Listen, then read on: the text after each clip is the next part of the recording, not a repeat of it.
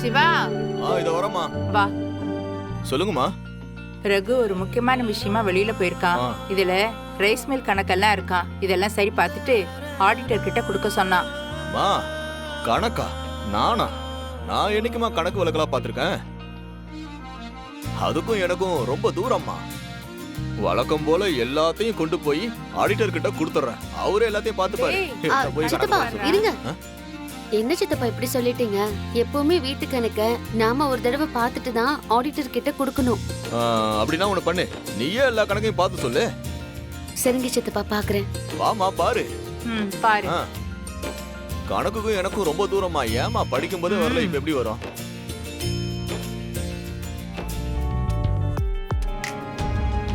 இந்த 3 அக்கவுண்ட்டுக்கும் மாசம் மாசம் நம்ம கணக்குல இருந்து பணம் போயிட்டே இருக்கு.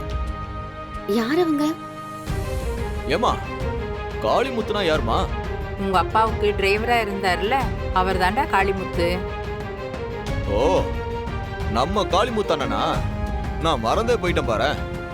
ஆமாமா, இப்ப அவர் என்ன பண்ணிக்கிட்டு இருக்காரு? அவருக்கு கண்ணுல பிரச்சனைப்பா, அதனால வேலையை விட்டு நின்னுட்டாரு. உங்க தாத்தா அப்பா காலத்துல இருந்து அவரு நம்ம குடும்பத்துக்காகவே உழைச்சிருக்காரு. ரொம்ப விசுவாசமானவரு. அவருக்கு கண் ஆபரேஷன் பண்ணதுனால குடும்ப செலவுக்காக மாசம் பென்ஷன் மாதிரி நம்ம வீட்ல இருந்து போயிட்டு இருக்கு.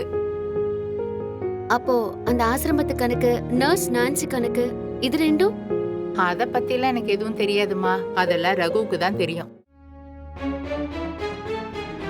சீனு, பொதுவா இந்த மாதிரி பெரிய பெரிய முதலாளிங்க இருக்கிற வீட்ல அவங்களுக்கு விசுவாசமான வேலைக்காரங்களுக்கு தான் முதலாளிங்களை பத்தின ரகசியங்கள் முழுசா தெரியும். ஆமா மாயா. பெரியப்பா வந்து இந்த ஜீவா விஷயத்துல எதுவுமே வாயை திறக்காம அமைதியா இருக்கிறத பார்த்தா அவர் எதையும் மறைக்கிறாருன்னு தானே அர்த்தம். இல்லனா யாரையோ காப்பாத்தணும்னு கூட நினைக்கலாம்ல. சோ கண்டிப்பா இந்த காளிமுத்து ஐயாவுக்கு நம்ம பெரியப்பாவை பத்தின ரகசியம் தெரிஞ்சிருக்க வாய்ப்பு இருக்கு. நீ சொல்றது கரெக்ட் தான். அவருக்கு தெரிஞ்சிருக்க கண்டிப்பா வாய்ப்பு இருக்கு. தாத்தா காலத்துல இருந்து ரகுரா மாமா வரைக்குமே அவங்க எந்த இடத்துக்கு போனாலும் வந்தாலும் அவர் தான் கூடவே இருப்பாரு. இவருக்கு அந்த ரகசியம் கண்டிப்பா தெரிஞ்சிருக்கும். ஆமா சீனு, நம்ம உடனடியா போய் அவரை பார்த்து பெரியப்பாவை பத்தின உண்மைகளை எதையாவது வெளியில கொண்டு வந்துட்டா ஈஸியா அந்த புவனேஸ்வரிய ஜெயிச்சிடலாம். டேய் சொல்றா. டேய் மச்சான், பத்திர ஆபீஸ்க்கு எப்படா வர? ஏய், பத்திர ஆபீஸ்க்கா? எதுக்குடா? டேய், நான் தான் அன்னைக்கே சொல்லியிருந்தேன்லடா, புதுசா லேண்ட் ஒன்று வாங்க போறேன், அதுக்கு சாட்சி கையெழுத்து நீ தான் போடணும்னு. டேய் மச்சான், சாரிடா, எனக்கு ஒரு முக்கியமான வேலை இருக்குடா. டேய் என்னடா இப்படி சொல்ற? உன்னை நம்பி தான்டா அந்த லேண்ட் விற்கிறவன் எனக்கு லேண்ட் தரேன்னு சொல்லியிருக்கான். டேய் சொன்னா புரிஞ்சுக்கோடா, எனக்கு இங்க அதை விட முக்கியமான வேலை இருக்குடா. மச்சான், இது என் லைஃப் மேட்டர்டா. நீ கிளம்பி வர, அவ்வளவுதான். நான் போனை வைக்கிறேன், சீக்கிரம் வந்துடுறா. டேய் என்னாச்சு சீனு? ஒன்னும் இல்ல மாயா, என் க்ளோஸ் ஃப்ரெண்டு புதுசா லேண்ட் வாங்கியிருக்கானா, அதுக்கு சாட்சி கையெழுத்து போட கூப்பிடுறான். கண்டிப்பா போய் தான் ஆகணுமா? மாயா, இது அவனோட லைஃப் மேட்டர்னு சொல்றான். என்ன நம்பிதான் அவன் அந்த நிலத்தையே வாங்குறான். நீ ஒண்ணு பண்ணு, நேரா கதிரின் தனாவையும் வர சொல்லிடு. நான் கையெழுத்து போட்டு உடனே வந்துடுறேன். சொல்லுங்க, என்ன விஷயம்? ரகுராம் ஐயா உங்களை அவசரமா மில்லுக்கு கூட்டிட்டு வர சொன்னாருங்க ஐயா. மில்லுக்கா? ஆமாங்க ஐயா, மில்லுக்கு தான். ரொம்ப அவசரம்னு உங்களை உடனே கூட்டிட்டு வர சொன்னாரு. ஏதோ முக்கியமான விஷயம் போல. இல்லையே, ஐயா எப்பவுமே என்னை பார்க்கணும்னா அவரே ஃபோன் பண்ணி தான் சொல்லுவாரு. ஒன்று என்னை வீட்டுக்கு வர சொல்லுவாரு, அதுவும் இல்லைன்னா அவரே நேரில் வந்து பார்ப்பாரு. இந்த மாதிரி என்னை மில்லுக்கு வர சொல்லி ஒரு நாளும் சொன்னது இல்லையே. ஐயா, நாங்கள் என்ன உங்ககிட்ட பொய்யா சொல்ல போகிறோம்? நிஜமாவே அவர் தாங்க ஐயா உங்களை வர சொன்னாரு. இல்லைங்க, எனக்கு என்னவோ இது சரியா படலை. இருங்க, நானே அவர்கிட்ட ஃபோன் பண்ணி கேட்டுக்கிறேன்.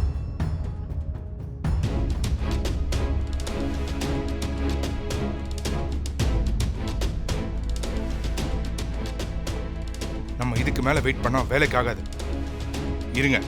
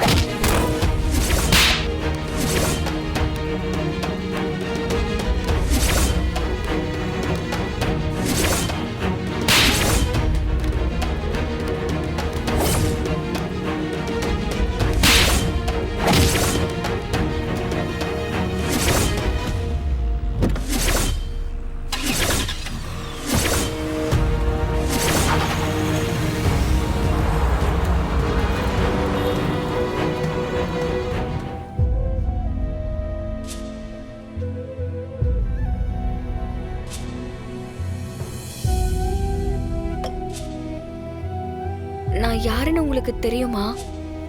நான் தான் ரகுராமோட பொண்ணு. நீ எதுவும் சொல்ல வேணாமா. எங்க ஐயாவோட கலை அப்படியே முழுசா உனக்கு இருக்கு.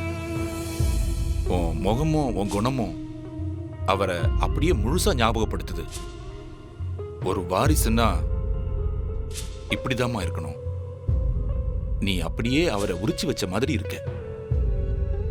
ஐயா, அப்பாவை உங்களுக்கு நல்லா தெரியுமா? ஏம்மா தெரியாது? இதோ இருக்காரு ராஜமாணிக்கம், இவரோட வாரிசு தான் ரகுராம் ஐயா.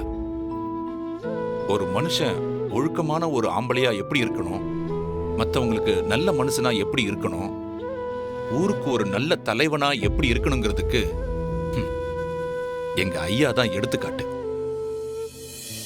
அப்பாவை பத்தி இவ்ளோ சொன்னீங்களே, இவ்ளோ பெருமைக்கு சொந்தக்காரரான உங்க ரகுராம் ஐயாவுக்கு கலங்கம் விளைவிக்கிற மாதிரி இதோ இப்ப வந்துட்டு போனானே ஜீவா, அவன்தான் அப்பாவோட இன்னொரு வாரிசுன்னு சொல்லி அவர் மேல பழிய சுமத்தி பஞ்சாயத்துல பிராது கொடுத்திருக்கான்.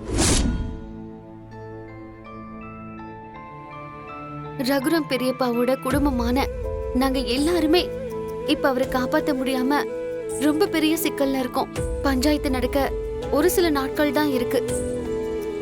பெரியப்பா எந்த தப்பும் பண்ணிருக்க மாட்டாருன்னு எங்களுக்கு நல்லாவே தெரியும். ஆனா அவரு நிரபராதி அப்படின்னு நிரூபிக்கிறதுக்கு எங்க கிட்ட எந்த ஆதாரமும் இல்ல. அதனால பெரியப்பாவை பத்தி முழுசா தெரிஞ்ச உங்களாலதான் எங்களுக்கு உதவி செய்ய முடியும்.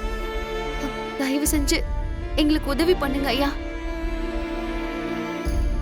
ஐயா, அவர் மேல இவ்ளோ பெரிய பழி சுமத்தினதுக்கு அப்புறமா கூட இப்ப வரைக்கும் அவர் எதுவுமே சொல்லாம அமைதியா இருக்காரு.